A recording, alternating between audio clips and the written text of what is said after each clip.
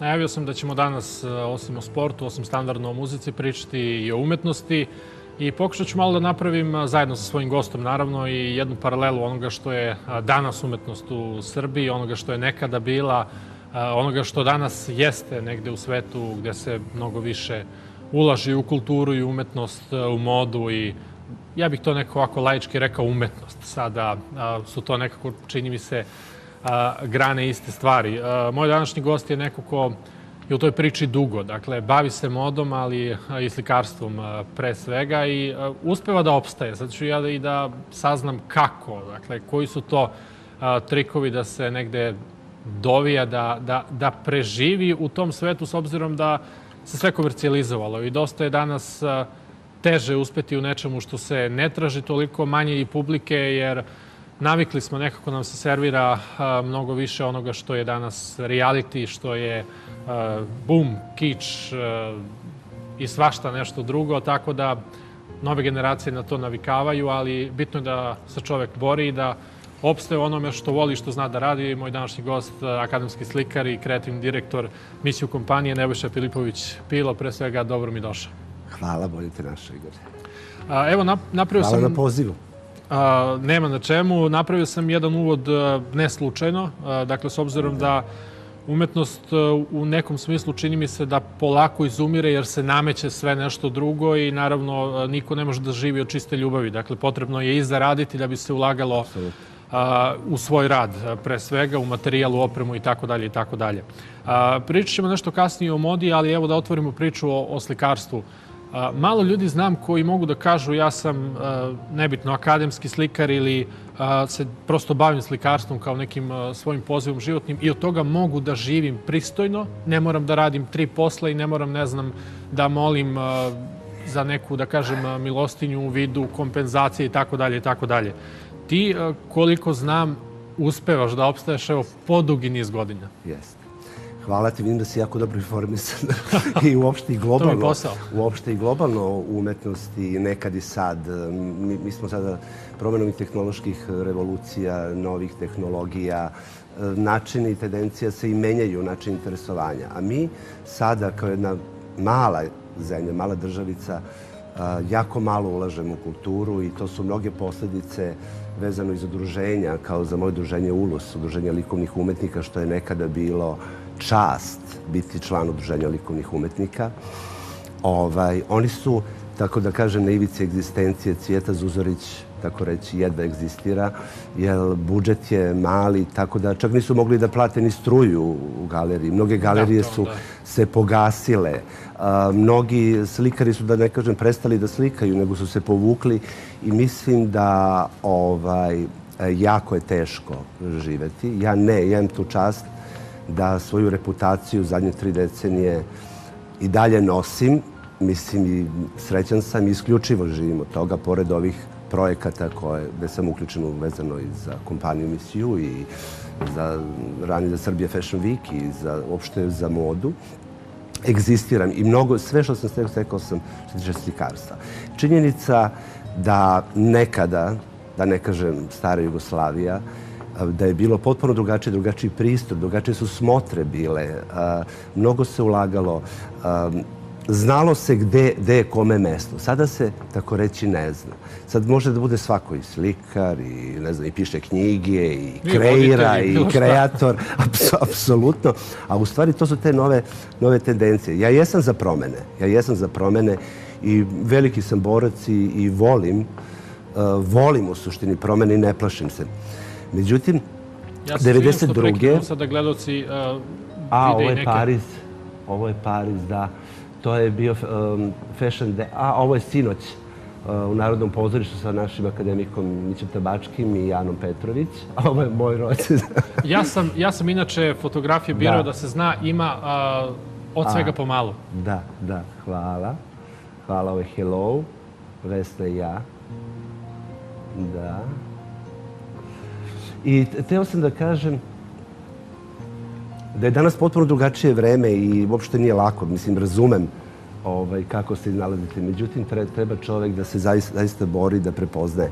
Moj najveći šok je bio 1992. kad sam ja živeo u Izraelu, kad sam otišao iz neke SFRJ i došao u neku malu SRJ i došao u moj Beograd iz Tel Aviva. Ja sam bio u šoku šta se desilo tih godina dana. Mislim, potpuno, da su mi rekli po sankcijama smo i tako dalje. To je bila totalna jedna promjena. To mi je bila teška borba. Međutim, ja sam se uklopio i dalje sam izlagao, ali galerije nisu mogli kao takve da opstaju, jer sam pristup, znači inflatorni, recimo nešto je 1000 maraka, vi dobijete 100 maraka, mislim, to se sve istopi, ali dobro, plivalo se, nalazi su se neki načini. Tako da, bila je ta borba, mislim, ali u slikarstvu je jako bitno da vi imate svoj pečat. Znači, niko, koliko god škola da završite i da vi, najbitnije je da budete prepoznatljiv, i siguran sam da postoji uspeh i siguran sam da uvek ima kupaca za to.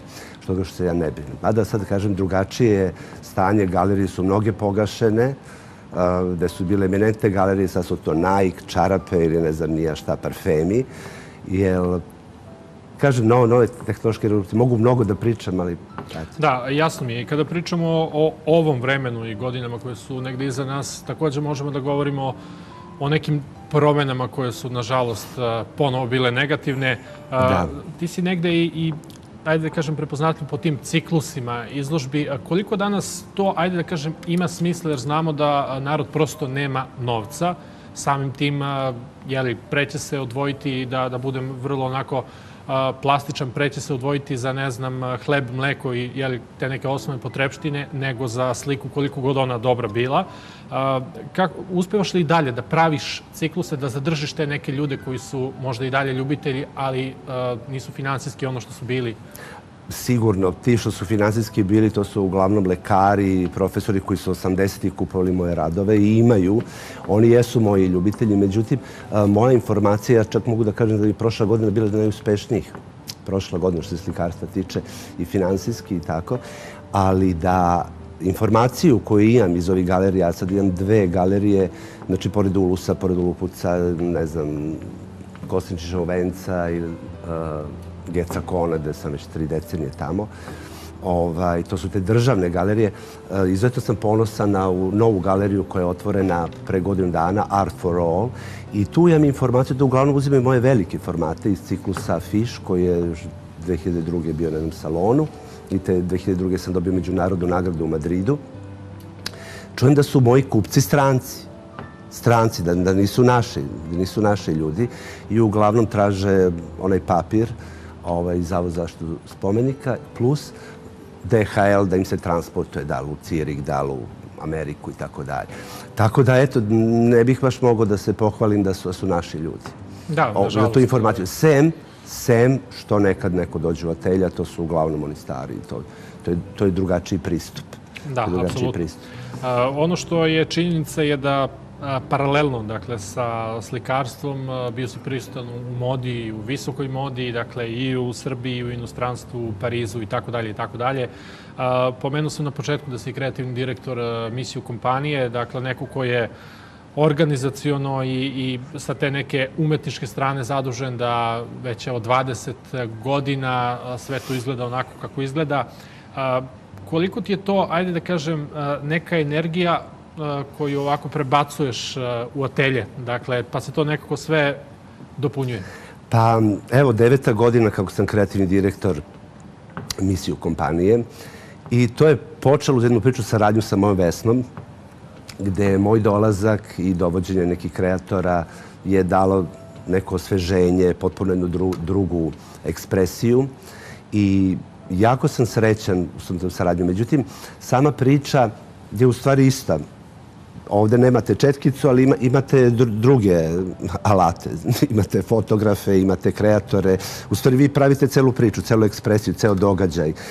Mislim i sam, mislim da bio si pre 3 godine na priprema, video si kakav je to pristup i kako ja radim. Imam onaj megafon, toki-voki, šta je, i na 3 pulta. Da li je snimanje za sponzore, da li je po kreatoru, zavisnosti od ekspresije. Tako da isto tu daje kreativnost. Inače, ja modu volim, inače je ne pratim. ne pratim i s toga trend u stvari više ne postoji. Šta je u stvari trend? Vi u stvari se prilagođavate svojoj ličnosti, vi se oblačite prema svojoj vokaciji i u stvari simbol vaše garderobe u stvari govori o vama. To je to. Tako da, eto, sa Vestom imam jednu divnu saradnju. Zadnjih 8-9 godina smo i u inostranstvu. Prošle godine smo, pored ovih naših jorgovana, u Parizu, u našoj rezidenciji, imali prvo predstavljanje Fashion Day Serbia in Paris. Tako da, evo, sad se u februaru pripremamo opet, odemo i da u julu napravimo drugi Fashion Day, gde ćemo predstaviti jednog našeg kreatora, jednog stranog i jednog što se tiče accessorize nakita. Ove godine, u julu, u Parizu bit će od naših predstavljen Bata Spasojević. Da, imao sam priliku da gledam neke fotografije i snimke baš iz naše rezidencije, dakle iz ambasade, reviju i tako dalje, i tako dalje.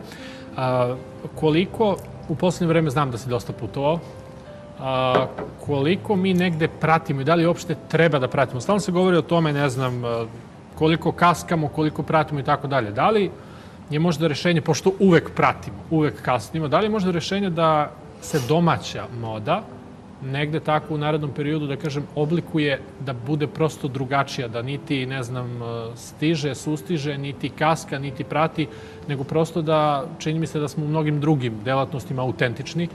Možemo li to da budemo u modi? Ili moramo prosto da budemo, ne znam, danas ono što je, ne znam, bio Rim pre 7 godina? Ba ni Rim nije više. Dobro, sad ja nisam... Više da su Kinezi, tamo bio sam prošle godine. Što tiče mode, sigurno mi imamo jako kvalitetne kreatore, siguran sam u to. Evo, naš Bata Spasojević je u Njujorku predstavio i sad opet ide u Njujork i ima tu nagradu kao Mlada Nada International u Majamiju. Siguran sam, međutim, isto kao i u slikarstvu, njima je teško finansijski da ovde sastavljaju kraj sa krajem i uopšte tekstilna industrija je ovde uništena. Ranije mi smo bili u Evropi među najjačima sa tekstilnom industrijom. A što se tiče kreatora, ali mislim ozbiljnih kreatora, mi imamo jako kvalitetne ljude, međutim, evidentno je da njih to finansijski negde koči i ta opet neka komunikacija, ali siguran sam da mogu s ponosom da se predstave i u Parizu i u Njujorku ili bilo gde u svetu, ali, kažem, uvek je ta kočnica finansija. Da, nažalost. I kako se i oni snalaze, nije lako vidjeti te butike i showroomove, uopšte nije lako. Da, evo... Jer smo mi u stvari jedno siromašno društvo. Nažalost, finansijski definitivno srednja klasa je nestala, a duhovno čini mi se postajemo sve više. Ima li onoga što često čujem kod ljudi koji dosta putuju i bave se ili modom ili nekim delatnostima koje su slične, ima li onoga kada se vrati u Beograd, recimo nebitno, da li je to posle Pariza ili sa nekog onako dužeg putovanja iz grada koji ima šta da pokaže, neke, da kažem, blage depresije, kako je kod nas, zašto je sve ovako i tako dalje, ili se prosto nalazi u Beogradu ono što kažu ta neka posebna energija, nešto što je specifično, bez obzira gde odete. Ja, recimo, gde god da odem,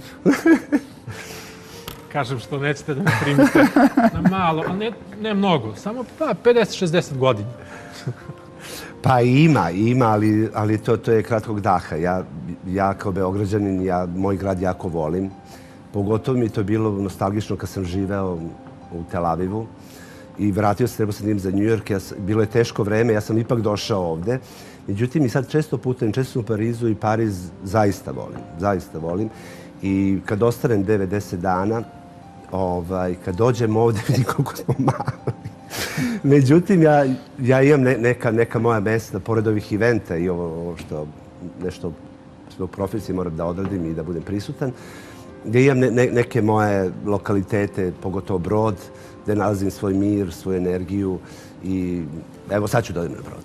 Evo sad pravo ću da odem na Brod, da vidim, bez obzira što je zaleđeno i tako da ja ovaj grad volim. Tako da ta depresija bude možda jedan dan, ali nemam tu žalost i ne bih voleo da živim u inostranstvu. Postoji neki plan da ove godine, Vesta mi je rekla, sad je bilo u Americi, kaže, ne, ovo je više kraj, sad ćemo, kaže, te prebacimo u Floridu, zaključat ćemo te 3 meseca i pravimo izložbu u Njujorku. Sad, da li ja mogu da izdržim 3 meseca u Americi, ne znam. Meni i Pariza dosta, ali ja zaista volim ovaj grad. Dobro, tih svakovečernjih, svakonoćnih događaja teško da baš ima u Americi, bar ne takvih. Nema, da vam kažem, ima u Parizu, imaju svuda u svetu, ali nije ta energija koju mi imamo. Mi smo vrlo specifičan narod, tako da oni prvi koji dolaze, naši gosti iz inostranstva kad dođu i kad su kod nas na brodu gosti, oni su fascinirani Beogradom, jer oni to nemaju. Naravno, dobro, i pozicija samog... Ali to je samo za bančenje to. Naravno, i pozicija samog... Nama je mnogo teže kad treba da ih negde provedemo. Recimo, kad je bila Viktorija Bril, ovde čuvena glumica, koja je otvarala fest prošle godine, mi smo je doveli na brod, kaže, da je vodimo u muzej. Koji muzej? Ne radi narodni. Hoćemo u muzej sam... Ne radi, već 15 godina. Hoćemo u... Ne radi. Pa gde ćemo da je vodimo? Connecting People, Rakija. I onda odvedemo lepo u Kalinić, pa odvedemo na brod, pa odvedemo u muzej Macura i Viktorija Bril kaže, ovde se samo pije rakija. Dobro, opet negde i tako pozicioniran brod da daje prelep pogled možda na neku esenciju samog Beograda i onoga što je njegovo najlepše kulturno nasleđe. Mislim, naravno, i Ušće i Kalemegdan i tako dalje i tako dalje. Polako, naravno, nemamo još mnogo vremena. Ja bih sad mogao sa svojim gostom ovde da pričam satima, jer tema je takva da je dosta inspirativna i mogli bismo da pravimo paralele do sutra i da pričamo o događajima kojih je mnogo zaista, ali opet kažem, emisija je živa, to negde program sat otkucava pa ne dozvoljava. Ja ću sad negde pokušati da ovu priču sažmem, pa da kažem, s obzirom da znam da je dosta nekih mladih ljudi koji su... Dakle, ne mislim onih mladih ljudi koji su, ne znam, juče pekli picu, danas su voditelji, prekosutra glumci, a nakon sutra nešto 7. Dakle, mladih ljudi koji su školovani. Dakle, školovani da se bave umetnošću, da se bave i slikarstvom i modom, školovani dizajneri.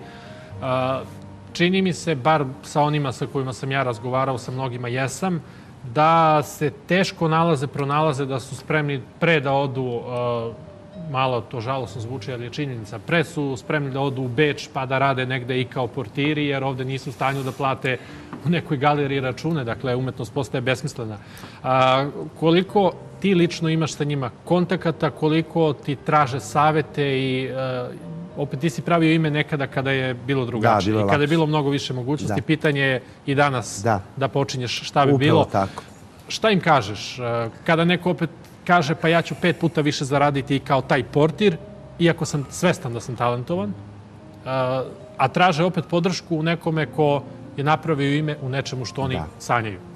Pa imam mnogo tih mladih koji su zaista talentovani i u slikarstvu i u dizajnu i pa uglavnom ih podržim, ali ne mogu da ih lažem. Mislim, ne bih volao da sam na njihovom mestu. Ne bih volao, ne znam da li bih ja sada tako počinjao. Ne znam. Jer čak i mom sinu, evo, koji je dete, moja supruga, njegova majka, je poznati primjenjeni umetnik keramičar koji je poznat keramičar koji jako teško živi, jako se teško prodaje. Tako reći, keramiku kod nas valjda ne prepoznaju. Preći da kupe neki parfem ili neku krpu, nego da ulože u keramiku. Ja sam to što jesam, moj sin je odabrao elektrotehniku. Evo sad upravo završao, da će mi biti najveća radost, postaće elektroinženjer. Ali je shvatio na vreme da je bolje da ide u neke nove tendencije što se tiče kompjutera, čuda, nego da se bori u tom smislu. Da, vrlo pragmatično i koliko god to možda surovo zvučalo za njega. Surovo, jako je teško. Ja se stvarno divim, pogotovo mladima u sveta umetnosti, mislim da je jako teško. I teško je da ih i prihvati. Ja taj nemam problem, nisam sva vrata otvorena i šta hoće ovde. Ja čak ovde ne želim da imam samostalnu izložbu. Jer samostalna izložba sada, zadnjih godina, 10, je postala kao jedan event da se uveče napravite žurku. Posle toga galerija je closed, maltene, ne upali ni svetlo, niti bilo ko dođe. Svi dođu na event, napravi se to otvaranje i to je kraj.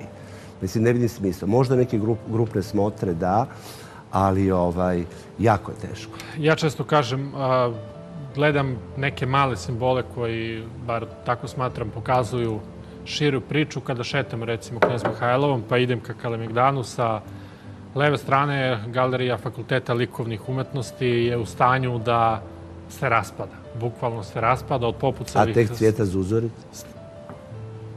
Pa pre nekoliko godina sam...